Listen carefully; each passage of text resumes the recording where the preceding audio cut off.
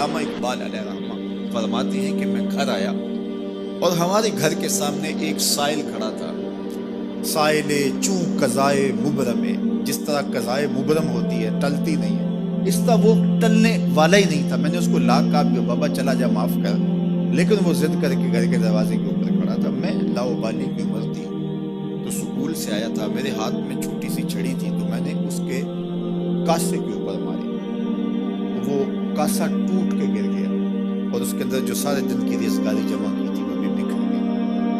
تو کہتے ہیں کہ وہ ریزگاری اکٹھی کرنے لگا اور میرے والد شیخ نور محمد اندر سے کہیں دیکھ رہے تھے تو وہ باہر آئے.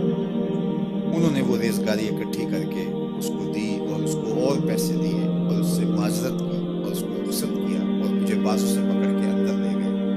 اقبال کہتے ہیں میں نے ساری زندگی اپنے والد گرامی کو یوں پلک پلک کے روتے نہیں دیکھا تھا. میرے والد نے مجھے بٹھا لیا اور کہنے لگے کہ اقبال، اگر قیامت کے دن رسول اللہ نے پوچھ لیا کہ تیرا بیٹا فقیروں کے کاسے توڑتا تھا تو بتا میں حضور کو جواب کیا دوں گا. تو کہتے ہیں کہ بس وہی لمحہ میری تربیت کا تھا. بلکہ اقبال پہ ساری زندگی کہا کرتے تھے نام تو از پدر آموختم، حضور آپ کا نام، آپ کی محبت میں نے اپنے باپ سے سیکھی. یعنی حضور کا سامنا کیسے کروں گا. اور پھر یہ اقبال کے کلام میں آخر تک یہ چیز آتی ہے کہ کیسے حضور کا سامنا ہو. تو غنی از ہر دو عالم من فقیر، روز محشر عذرہائے من پذیر، گر تو بھی بینی حسابم ناگزیر، از نگاہ مصطفیٰ پنہا بغیر. اقبال بھی پھر آخر میں دعا کرتے ہوئے اللہ کی بارگاہ میں عرض گزار ہوتا ہے مالک تو غنی ہے، میں تیرا فقیر بنتا ہوں، تو مجھے یوں ہی معاف کر دے، میرا حساب نہ لینا. لیکن اگر میرا حساب لینا بڑا ضروری بھی ہوا تو یہ مہربانی کرنا حضور کے سامنے لینا. میں حضور کو کیا منہ دکھاؤں. تو یہ فکر ملی کہاں سے؟ یہ باپ کی تربیت سے، یہ ماں کی آغوش سے. تو یہ ماں باپ کی ذمہ داری ہے کہ بیٹا جب کسی کا دل توڑے، جب کسی سے زیادتی کرے تو باپ وہی اس کا راستہ روکے. اور ایک فقیر کا لاؤبالی پن کے اندر کاسا توڑ دیا اور باپ نے پھر ایسی تربیت کی. اقبال ساری زندگی لوگوں کے دل جوڑتا رہا، ساری زندگی بتاتا رہا کہ انسان کی اصل صورت کیا ہوتی ہے. دل نہیں شاعر کا ہے کیفیتوں کی رستخیز، کیا بتاؤں کہ درون سینہ کیا رکھتا ہوں میں، در غم دیگر بسوزو دیگر آرا ہم بسوز، گفت مت روشن حدیث گر توانی دار ہوش، کہہ گئے ہیں شاعری جزویست از پیغمبری، ہاں سنا دے پڑھ کے ان کو پیغام سروش.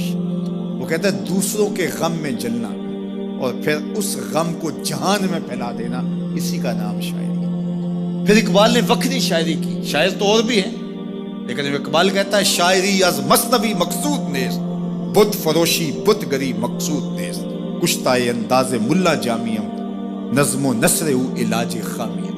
وہ کہتا ہے کہ میں یہ بت نہیں بنا رہا کہ یہ غزلیں تراش کے اور یہ نظمیں تراش کے لوگوں سے داد وصول کروں، بلکہ کسی نے اقبال کو کہا یار کوئی غزل تو سناؤ. تو اقبال رو پڑا، کہا حضور میں اپنے شعروں کی داد قیامت کے دن آپ سے ہی لوں گا. یارا مرا غزل خانے شمردن، یاروں نے تو مجھے غزل خان سمجھ لیا، میرا تو مقصد ہی اور ہے. بلکہ ان شعراء پہ تنقید اقبال نے کی. عشق و مستی کا جنازہ ہے تخیل ان کا، ان کے اندیشہ تاریخ میں قوموں کے مزار، چشم آدم سے چھپاتے ہیں مقامات بلند، کرتے ہیں روح کو خوابیدہ بدن کو بیدار. ہند کے شاعر و صورت گرو افسانہ نویس، آہ بیچاروں کے اعصاب پہ عورت ہے سوار.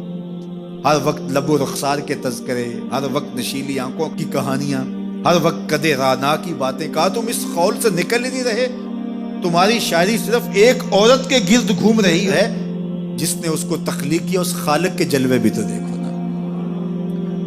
تو اقبال پھر اقبال بنتا ہے اور اس کو یہ شعور، یہ آگہی، یہ نور ملتا کہاں سے ہے؟ یہ باپ سکھاتا ہے. باپ کے بعد پھر مولوی میر حسن ملتا ہے جو استاد اقبال کو اقبال بنا دیتا ہے. تو یہ ماحول انسان کو سکھاتا ہے. تو میں اور آپ دیکھیں کہ ہم اپنی اولاد کو کیا دے رہے ہیں. تو کبھی بھی اپنی اولاد کو اس کی اجازت نہ دیں کہ وہ کسی کمزور پر ظلم کرے. جب کمزور پر آپ کی اولاد ظلم کرتی ہے، زیادتی کرتی ہے، تو پھر وہ بڑی ہو کر کے ظالم بنے گی، جابر بنے گی۔